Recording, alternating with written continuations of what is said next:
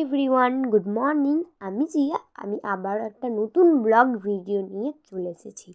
তো আজকে হচ্ছে শিবরাত্রি। তো তোমাদের সবাইকে জানাই শিবরাত্রির অনেক অনেক শুভেচ্ছা। তো তোমরা কারা কারা ব্রত করেছো এটা কিন্তু আমাকে কমেন্টে জানিও, ঠিক আছে?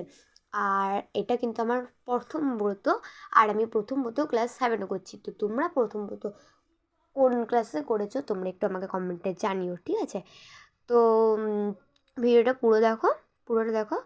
তো দেখো, এখন কিন্তু আমি ছাদে চলে এসেছি চুল স্নান টান করে চুল শুকাতে।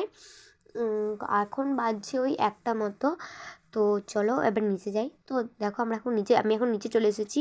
তো এবার আমরা এখন মালা গাঁথবো আর কি। দেখো, আমি ফুল নিয়ে এসেছিলাম আগের দিন বিকেলবেলায়।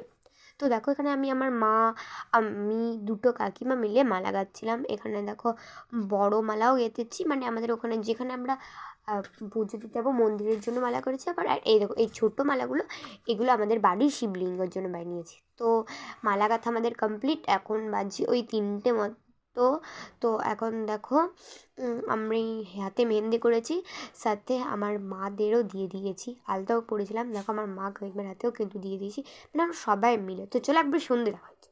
তো গাইস, এখন সন্ধে হয়ে গেছে, আর আমার মেকআপ, শাড়ি পরা সব কিন্তু ডান। এটা কিন্তু আমার ফুল রেডি হয়ে গেছি আমি, ঠিক আছে?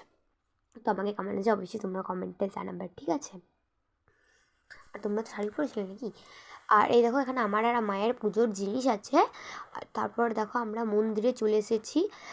মন্দিরে দেখো কত লোক, আর ঠাকুরমশাই তো প্রচুর লেট করছিলো, তার জন্য আমরা এখানে বসে আছি। আর এখানে লাইটটা একটু কম মন্দিরে দেখে। তো দেখো, এখানে আমি আর মা বসেছিলাম। তো গাইস, ঠাকুর আসাতে এত লেট করেছে, মানে আর মাঝে কোনো ক্লিপ নেওয়াই হয়নি আমার।